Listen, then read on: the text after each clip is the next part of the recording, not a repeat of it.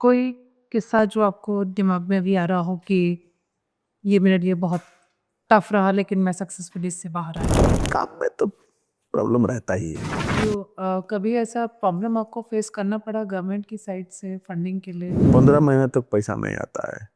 Government का साथ काम करने में यही है। मदर टेरेसा के साथ भी आप काम कर चुके Yes.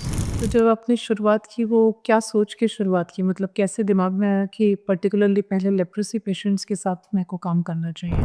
देखिए, मैं एनजीओ स्टार्ट करने के लिए नहीं सोचा था। तो अभी आगे फ्यूचर प्लान्स क्या रहेंगे आपके? New books. पॉलिटिक्स ज्वाइन करने का कभी सोचा नहीं है? मैं पॉलिटिक्स करने के लिए ही नौकरी नहीं किया। तो आपकी बुक्स के बारे में अगर बात करें तो आपने कितनी बुक्स अभी तक लिखी हैं? देखिए, मेरा अभी 2 पब्लिश हुआ है और 3 मेरा कंप्लीट हो गया है। आपका इंक्लिनेशन फिलोसफी की तरफ बहुत ज़्यादा है। बहुत है। ये कहाँ से आया क्या? My college days I studied philosophy में फिलॉसफी पढ़ा हूँ ना तब से। आपकी लाइफ ने आपको क्या सिखाया है? आज का काम आज खत्म करूँगा, कल के लिए नहीं रखूँगा। Welcome Ashok ji, it's really nice कि आज आप टाइम निकाले हमारे लिए and I am meeting a great personality over here with me. Ashok ji, इतने सारे कामों में आप हैं, मल्टीफेसेटेड एंटरप्रेन्योर भी हैं, सोशल एंटरप्रेन्योर भी हैं और इतना काम आपको आपके लिए संभालना, how do you do it? कैसे कर लेते हैं आप? मैं मैं तो साली 3.5 घंटा 4 घंटा काम करता हूँ, इसमें ही हो जाता है। मैं प्रमोटर हो गया ना, मेंटरिंग करता हूँ, तो प्रॉब्लम नहीं है। कितने एम्प्लॉइज हैं आपके टोटल? पेरोल में तो 2,500 रहेंगे। मतलब including white collar and blue collar? Yes, मिला के 2,500 आ जाएंगे। नाइस। सोशल, जब हम सोशल की बात करते हैं, सोशल वर्क की, so it is not that easy task, right? आप डेस्टिट्यूट वुमेन के लिए भी काम करते हैं, इतने सारे जिस तरह के आप एनजीओज चला रहे हैं, शेल्टर होम्स भी चला रहे हैं, सो बहुत कंट्रोवर्सीज भी रही होंगी, बहुत परेशानियां भी आई होंगी। कोई किस्सा जो आपको दिमाग में भी आ रहा हो कि ये मेरे लिए बहुत टफ रहा लेकिन मैं सक्सेसफुली इससे बाहर आया? क्या होता है, कभी कभी आप होम मेंटेन करते हो, ये काम करते हो, फाइनेंशियल स्कार्सिटी आ जाता है, वही एक प्रॉब्लम रहता है। नहीं तो काम में तो प्रॉब्लम रहता ही है। लोगों को मदद करोगे तो प्रॉब्लम रहता ही है। ये चलता रहता है हमारा जिंदगी। कहाँ से आता है आपका? ग्रांट्स आता है गवर्नमेंट से, प्राइवेट से, और डोनेशन लोग भी देते हैं। ओके। तो कभी ऐसा प्रॉब्लम आपको फेस करना पड़ा गवर्नमेंट की साइड से फंडिंग के लिए? ये चलता रहता है। हो जाता है कि 1 साल तक पैसा नहीं आता है, 15 महीने तक पैसा नहीं आता है। गवर्नमेंट का साथ काम करने में यही है। ये चलता रहता है और उसके लिए हमको प्रिपेयर रहना है। सिंपल। कभी कोई किस्सा ऐसा रहा हो जहाँ पे आपको बहुत ही ज़्यादा कंट्रोवर्सी फेस करनी पड़ी?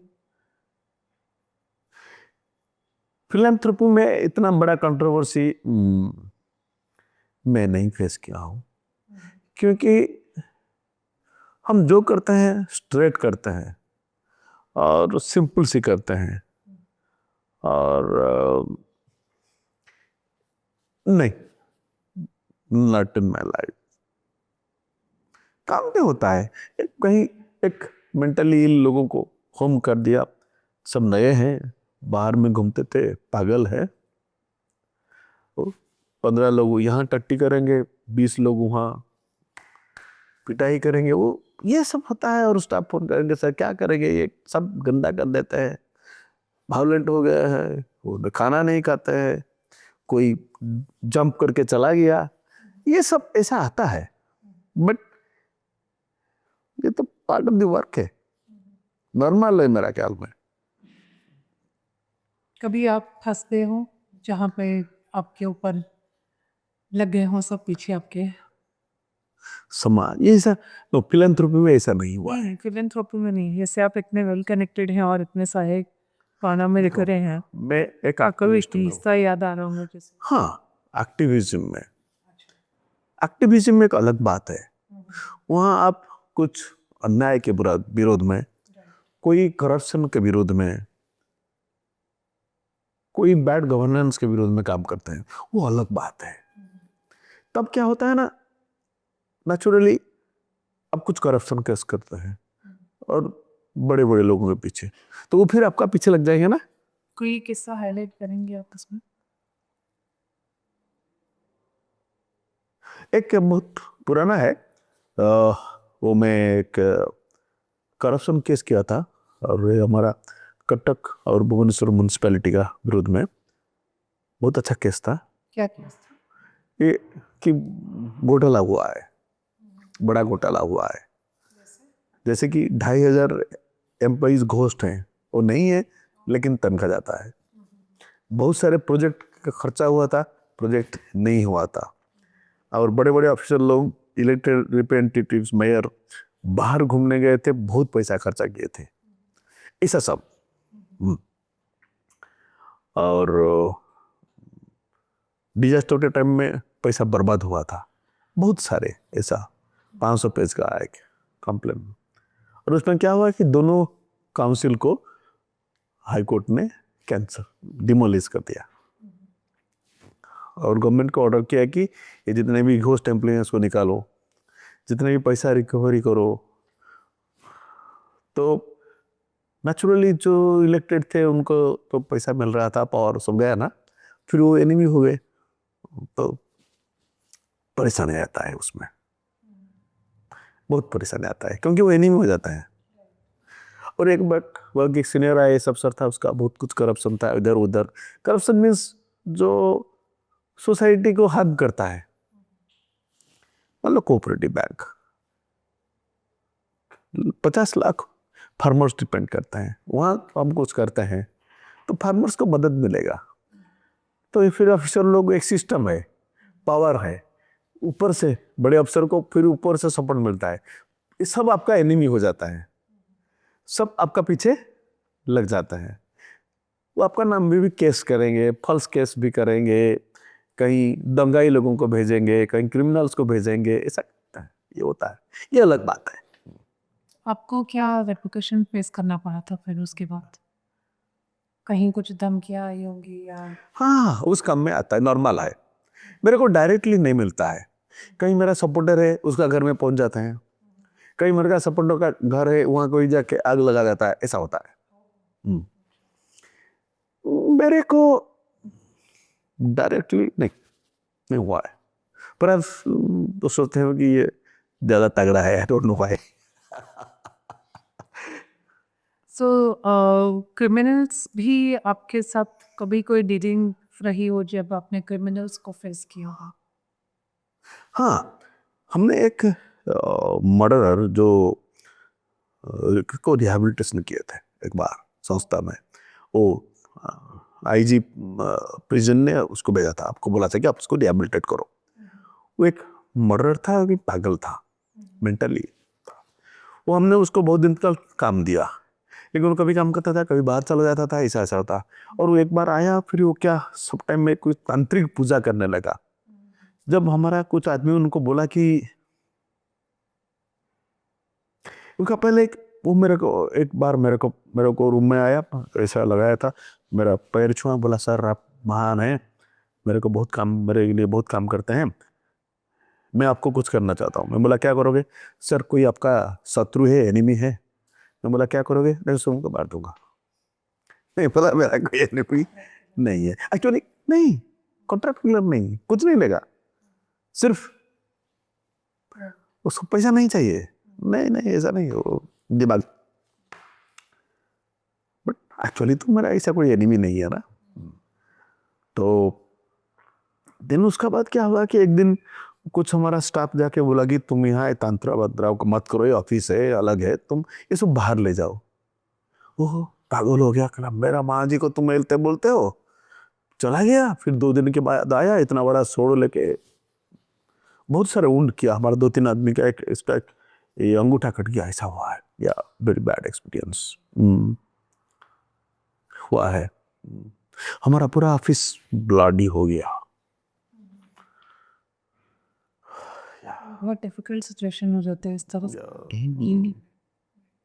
आपने लेप्रोसी के पेशेंट्स के साथ शुरुआत की थी, राइट? मदर टेरेसा के साथ भी आप काम कर चुके हैं। यस। सो लेप्रोसी के रहते आपको मतलब कैसा लगा जहाँ पे पेशेंट्स के पास लोग जाने से डरते हैं? मैं जब काम किया ना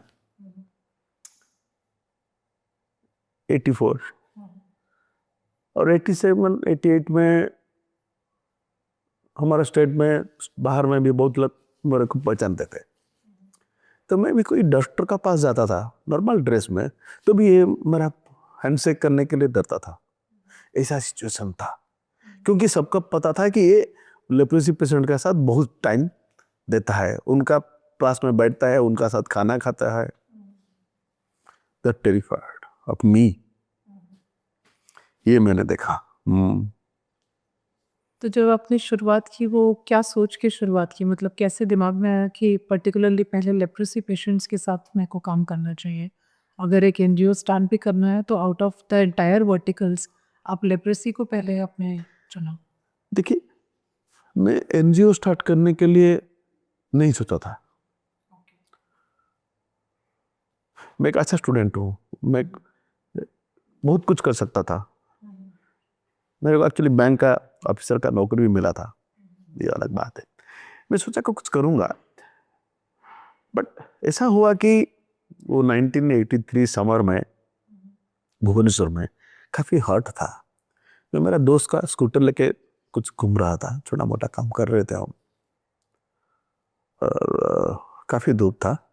तो हमारा एक बिल्डिंग मास्टर यूनिट 1 मार्केट है, बिग मार्केट, वहाँ पर धूप के कारण मैं थोड़ा रेस्ट लेने चला गया एक बिल्डिंग में। मेरा साथ ऐसा भी जो साइकिल में जाते थे, स्कूटी में थे, वो भी 10-12 लोग वहाँ खड़े हुए गए थे, काफ़ी धूप था। तो तब एक लेप्रोसी पेशेंट, वो छोटा सा ठेला होता है काठ का, ऐसा ऐसा ऐसा ऐसा करके वो आया और मांगा। तो लोगों ने पैसा को फेंक दिया, वो डाला में, इतना दूर में, ऊपर से हम बरामदा में खड़े हुए हैं। तो कुछ पैसा उसका ठेला में गया और एक 20 पैसा, आई कैन रिमेम्बर इट, उस समय में, उस जमाने में 20 पैसे का एल्यूमिनियम कॉइन मिलता था, एक कॉइन नीचे गिर गया। मैं पहला बार क्लोजली देख रहा हूँ एक लेप्रोसी पेशेंट को, उसका अंगूठी नहीं है यहाँ से, और ऐसा ऐसा ऐसा कोशिश किया, नहीं हुआ। तो फिर वो क्या हुआ था, इतना धूप था कि जो हमारा पिच था ना, वो पिघल गया था, और ये जो पैसा था ना, वो पिचक गया था, और उसका तो अंगूठी नहीं थे ना उस पिकअप करने के लिए। तो फिर वो ऑलमोस्ट वो सो गया उसका ऊपर में, उसका जीव से ऐसा उठा लिया। I got a shock of my life. फिर उस दिन डिसाइड किया कि मेरे को मौका मिलेगा तो मेरा जिंदगी में मैं कुष्ठ रोगियों के लिए काम करूंगा, और ऐसा एक मौका मिला। मौका सिंपल है, मैं एक बार चल रहा था इवनिंग में, एक अमेरिकन कैथोलिक प्रीस्ट है, वो पास में जाते थे, बातचीत हुआ, थोड़े टाइम के बाद 5 मिनट के बाद बोलते हैं, Ashok, would you like to work with me? And I said, why? No, help leprosy patients. I look at them. I said, yeah, simple. So, and then I started working. How did you get funding then? When then? No, that time it was Catholic Church and Mother Sisters of Charity. They were funding. I was not. ये मेरा काम नहीं था। वो जो father का था ना, वो सब पैसा वो जो मदर टेरेसा ऑर्गेनाइजेशन के लिए भी वही फंड्स अरेंज कर रहे थे। आपके लिए जब आपने अपना स्टार्ट किया तो आपके लिए फंडिंग कैसे आ रही? ओ, मैं जब स्टार्ट किया ना, तब काफ़ी लोग मेरे को जानते थे, क्योंकि जानते थे कि ये पागल है और ये इतना लेप्रोसी पेशेंट्स के लिए काम कर रहा है। तब उस समय में भी सोचा कि देखो ये जो हमारा सिस्टर लोग हैं काफ़ी अच्छे लोग हैं, बहुत दयालु हैं, बहुत सेवा करते हैं, लेकिन वो कॉलोनी में काम करते हैं, होम में काम करते हैं, गांव में नहीं। तो मैं एक अग्रेसिव स्टूडेंट लीडर था, एक्टिविस्ट था। मैं सोचा कि ये जो लेप्रोसी पेशेंट्स यहाँ आएंगे घर छोड़ के, हम उसको रिहेबिलिटेट करेंगे यहाँ। ऐसा नहीं कि हम गांव में काम क्यों नहीं करते, क्योंकि गांव में रह जाए और घर छोड़ के ना आए। तो हम इसी काम करने के लिए ये हमारा एक एनजीओ विकास शुरू किया कि लेप्रोसी पेशेंट्स को गांव में काम करेंगे, गांव लोगों को एजुकेट करेंगे, उसको मेडिसिन देंगे, उसको थेरेपी देंगे, वो अच्छा हो जाएगा, गांव में थोड़ा बिजनेस करेगा। इसी के लिए हम जो संस्था हमारा विकास को शुरू किया। और हमको पहला डोनेशन दिया था उस जमाने में ऑक्सफोर्ड, ऐसे ऑक्सफार्म। उसके बाद जर्मन लेप्रोसी फाउंडेशन, इसके बाद आस्ते आस्ते ये चलता रहा। सो उस टाइम पे जब आप इतना ज़्यादा क्लोजली काम कर रहे थे पेशेंट्स के साथ, कोई दिल दहलाने वाला कोई किस्सा ऐसा याद आता है आपको जो आज तक आपको बहुत इमोशनल कर दे? Yes. Actually, I studied philosophy.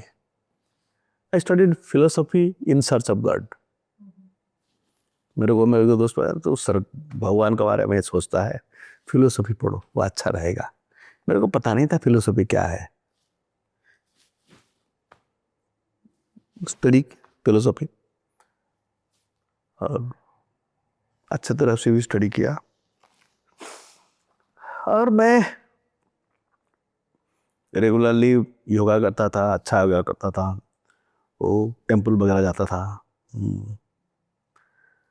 And क्या हुआ, एक बार एक कॉलोनी में, नाम भी बता देता हूँ, धिंगराज कॉलोनी भुवनेश्वर में, एक छोटा सा घर था, उसमें एक 14 साल का लड़का रहता था। झोंपड़ी है, 14 साल का। एक आफ्टरनून, नॉर्मली मैं वहाँ 3 बजे 3:30 बजे जाता हूँ आफ्टर लंच। वहाँ गया, फिर वो मेरे को देख के आ गया घर से बाहर। बोला सर नमस्कार। बोला क्या है? बोलता है कि सर मेरा ये जो अंगूठी है ना, ये इसको आज फेंक दिया। फिंगर को काट के फेंक दिया? No, I am surprised. मैं बोला क्या क्या क्यों फेंका? सर ये बहुत दर्द हो रहा था, बहुत सर दर्द हो रहा था सर। बोला कैसे फेंका तू? सर बोला ऐसे मोड़ दिया और टूट गया और ऐसा फेंक दिया। और सर क्या आप जानते हैं ना, एक कौवा आके ले गया। हाँ, देन वो मेरे को पूछता है, सर आप तो पढ़े लिखे हो। सर मेरा उम्र 14 है, मैं क्या पाप किया हूं, मेरे को ऐसा दंड मिल रहा है, आप मेरे को बताइए।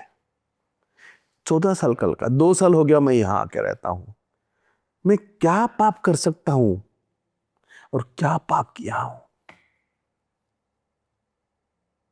उस दिन मेरा दिमाग पर आ गया कि भगवान है या नहीं। और उस दिन मेरा सर्च फॉर गॉड खत्म हो गया।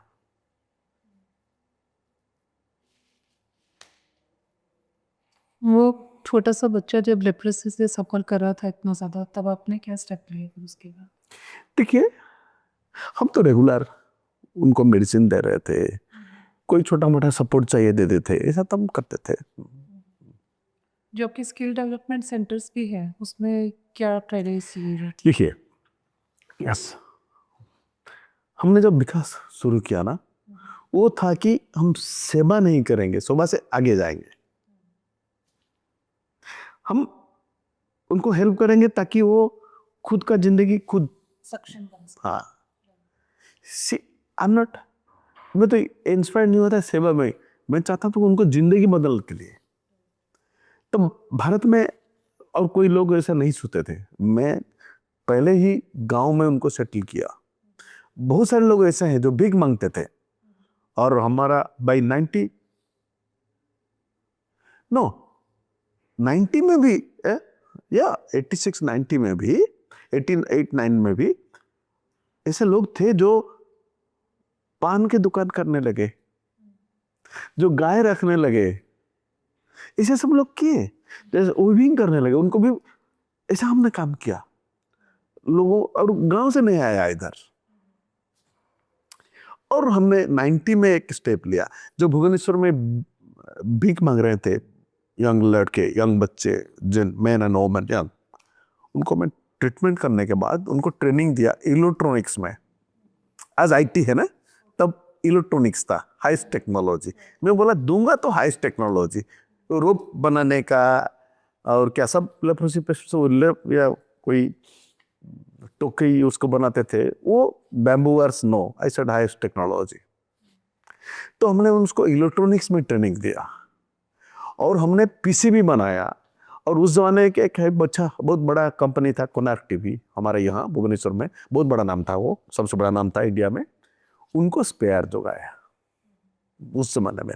तो भारत में लोग सोच लगे कि क्या है, एक यंग लड़का आया है जो कुष्ठ रोगियों को इलेक्ट्रॉनिक्स चीज लेके बनाता है।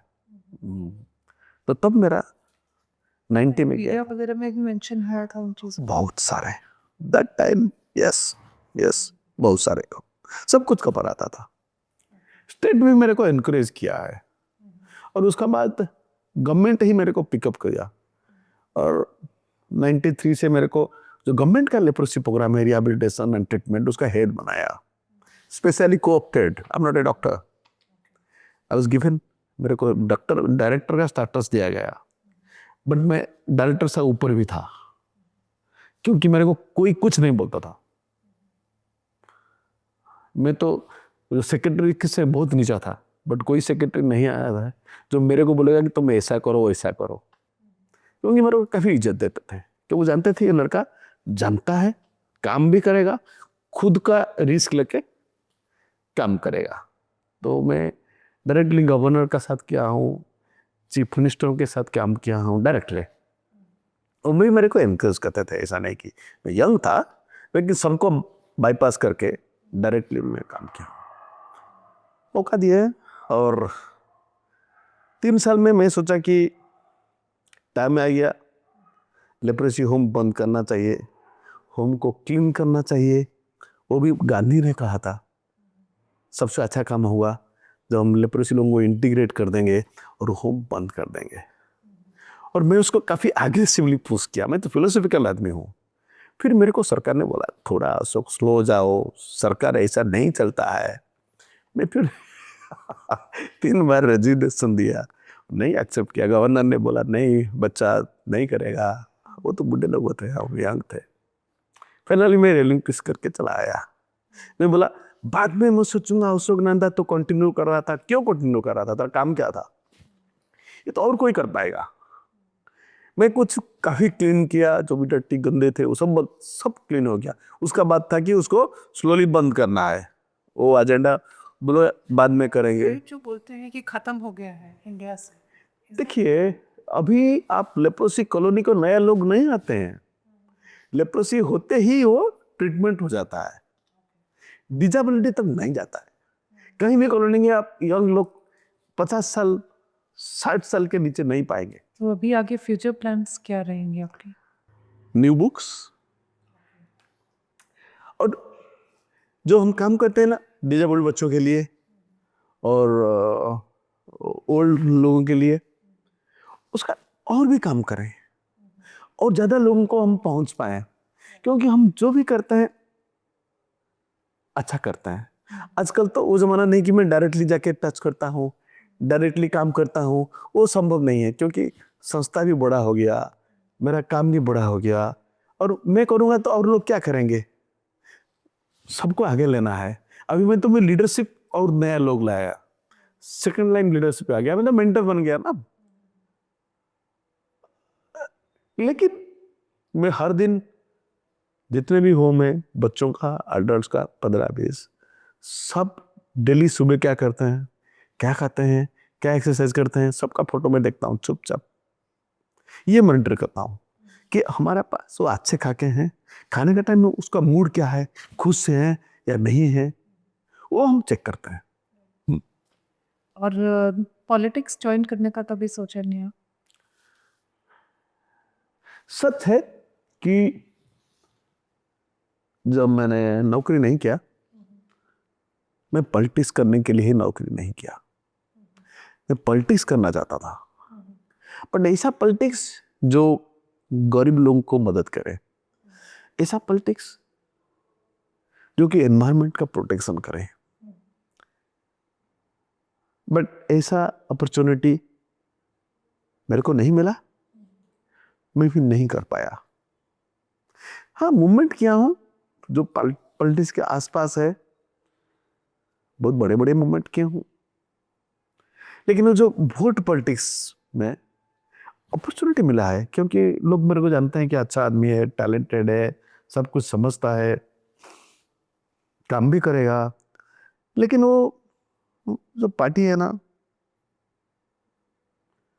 ये लोग, वो माहौल ठीक नहीं है, मेरे लिए नहीं है। मैं झूठ नहीं बोलता हूं, मैं एडल्ट हूं, एडल्ट जिंदगी में कभी झूठ मैं बोला हूं ऐसा नहीं है। मेरे को वो डर नहीं है कि मैं झूठ बोलूंगा, और मैं मेरा कंडीशंस में जी रहा हूं। जिसको मेरा पसंद नहीं है मैं इसे नहीं मिलता हूं।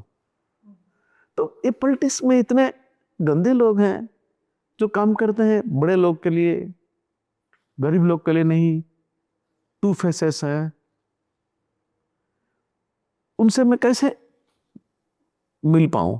नहीं हुआ। It's not my cup, I mean I don't fit in there. So अभी जैसे ह्यूमन ट्रैफिकिंग के केसेस सुनने में आ रहे हैं, विमेन का कितना ज़्यादा जो हमको क्राइम रेट अभी विमेन के अगेंस्ट बढ़ गया है वो सुनने में आ रहा है। आपके हिसाब से क्या रीज़न रह सकता है इसका? देखिए, ये लोग डिस्कशन करते हैं कि कैसे नया लॉ ला जाए, कैसा पुलिसिंग अच्छा हो जाएगा, तो बंद हो जाएगा। जहां कैपिटल पनिशमेंट है वहां क्या रेप नहीं होता है? यहाँ इतना बड़े बड़े लॉ लाए, नहीं होता है क्या रेप? होता है, होगा। क्यों हो रहा है? Why is India rape capital? 3 साल का, 1 साल को लड़कों को रेप करते हैं, एपिडेमिक है। क्यों है? ये पुलिस लोग उसको नहीं समझ पाएंगे, ये जजेस का काम भी नहीं, वो नहीं पढ़ते ये सब। ये साइकोलॉजी का बात है और ये सोशियोलॉजी का बात है। क्यों नीदरलैंड में कोई क्रिमिनल नहीं है? This think no one is a criminal. सबको जेल बंद हो गया, सबको रिहेबिलिटेशन होम में रख के चेंज करते हैं। सो कोई परमानेंट रेपिस्ट नहीं है। उसको क्या है? It's a mental health issue. हम इशू पर काम करना है तो फिर ये कम हो जाएगा। घाना में कोई लड़की रात में पूरा दारू पी के 3 बजे घर लौटता है, उसको डर नहीं लगता है। छोटे से टाउन में, बॉम्बे में सबको डर लगता है 3 बजे कोई दारू पी के घर चल पाएगा? नहीं, क्योंकि हमारा माहौल ऐसा है। और इसके लिए हम बेसिक्स को जाना है। क्यों है, क्यों इतना रेप लोग करना चाहते हैं? क्या दिमाग का प्रॉब्लम है और दिमाग का प्रॉब्लम क्यों है? हम इसको सॉल्व करना है। इसका पीछे में फिलोसफी क्या है? हमारा जो लेटर वैल्यूज जो है, it is against sex, but years back, 2200 years back, we had written Vasayana. See the contradiction. Sex is not a crime. Then we have later philosophy where they say sex is nearer to salvation. You can go there. But अभी सोचते हैं sex गंदा है। ये तो mind में दो दिमाग होता है ना, that creates the problem in our mind. We don't know what is good, what is bad. In confusion, people do something which we call a crime.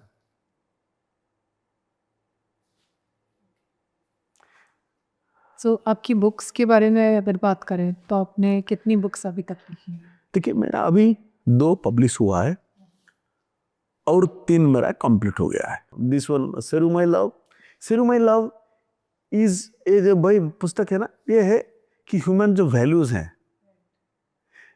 Human society का, सिविलाइजेशन का, भारत हो या इंग्लैंड हो या जर्मन हो, सब कुछ में हमारे जो वैल्यूज है इसको हम क्रिटिकली देखते हैं। हम इसमें भी 2 चैप्टर्स हैं जो इंडायरेक्टली लिखते हैं सेक्स पर, एक है ड्रेस एंड न्यूडिज्म पर है, एक फिलोसॉफिकल कि हमारा वैल्यूज में प्रॉब्लम्स क्या है और एनिमल वैल्यूज कितना अच्छा है। एनिमल ग्रीडी नहीं है, एनिमल वायलेंट नहीं है। एक शेर आपका ऊपर घुसा करके अटैक नहीं करेगा, मतलब नहीं है। उसको शिकार करना है, खाने हो तो फिर शिकार करता है, वायलेंट नहीं है, टॉर्चर नहीं करता है। नहीं तो प्रोटेक्शन के लिए अटैक करेगा, नहीं तो वो आपसे कुछ मतलब नहीं है। ह्यूमन बीइंग्स ग्रीडी हैं। So I like in this book. Then another new book which is coming up, where the book name is Living Animals. I say learn values from the animals. I can tell you a small story. It's a romantic novel. I write how you must enjoy life. Why I write it? That's the purpose. So I make it very interesting, quite a romantic novel, but philosophical. Once someone is saying, okay, you see, when you're fishing, you drop some food, the small fish will come, you catch them. Then they're not scared. You catch them with an angling rod, okay? They'll get 1 minute, you go. Then you drop another food. In 1 minute, they'll come back. Because they have forgotten that before a minute, one of us was taken by the angler. They forget very quickly. The memory is shut. But these fish, they have lived for billions and millions of years. We think they are more intelligent. No. How to forget? We are living in pain. We don't know how to forget. Learn from that. Because they have lived for millions and millions of years. Not we. Like that. Right. It's a philosophical book, but very romantic. And the other books are there. Oh, there is another book. It's the most, I've given a lot of time to that. And my emotions, it's on Vajrayana. It's a facet of Buddhism, which is developed in Orissa and this part of India, Eastern India. So I have written that book in 7th century context, taking real characters, real big monks, their philosophy, and yeah. So how are those monks different? Because monks का हम लोगों ने इतना जहाँ तक सुना है, वो भिक्षा मांग के खाते हैं, सादा रहते हैं एकदम। तो how is this part different जो आपने लिखा है? You see, Bajrani monks, see that time Bajravana was the most accepted religion. All the kings were supporting, people from China, people from Cambodia, people from Thailand, all that area. They were coming to study here. There are a couple of universities here. It went up to Taxila, not so much. Partially, so Taxila was both Hinduism and Buddhism. People believe in moment to moment living. I live now. And they look at every person as the same.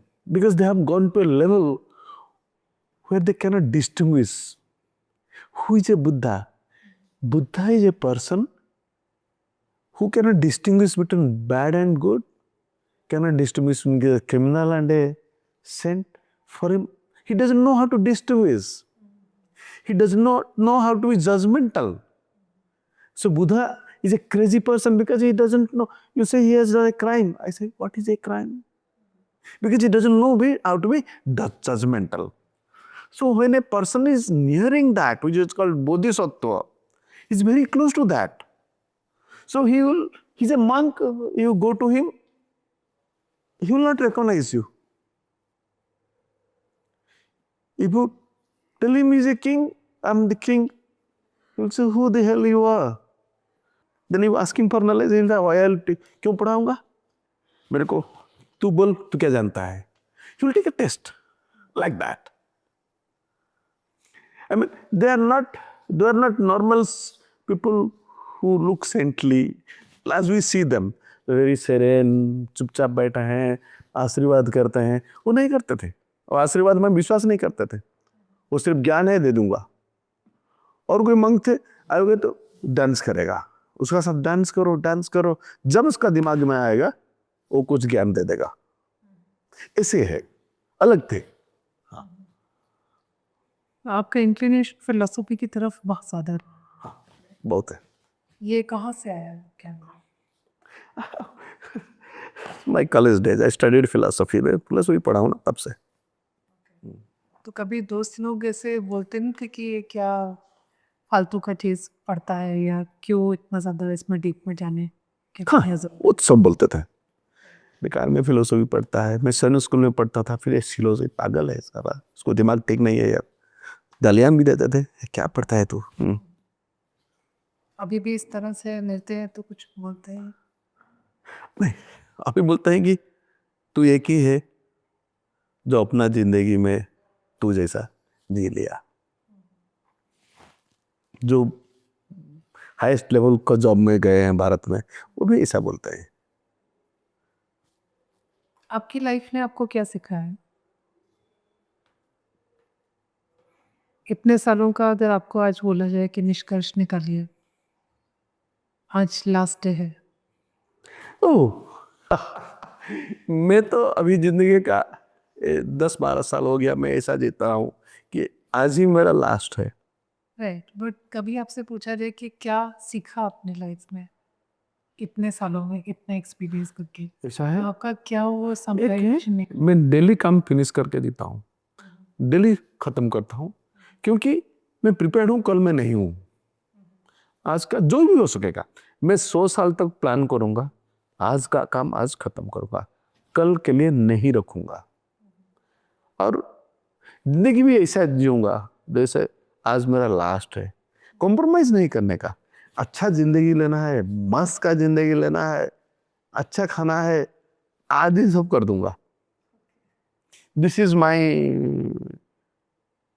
Passion, this is my philosophy, and this is what I have learned in my life. तो इस तरह की philosophy से सब तो agree नहीं करते होंगे शायद, कभी कभी सब लोगों को फेस करना पड़ता है. ये इनका प्रॉब्लम है. कोई मैसेज जो आप देना चाहेंगे आजकल की जनरेशन को?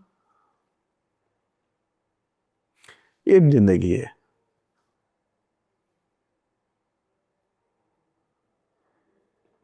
मस्त में जियो और कलरफुल जियो. देखो कि आपका पास जितने भी दूर है, उनका लाइफ भी मस्त कर रहे हैं, colourful life. Thank you so much अतक जी, बहुत ही अच्छा लगा आपसे थैंक यू. आपसे बहुत कुछ जानने को मिला.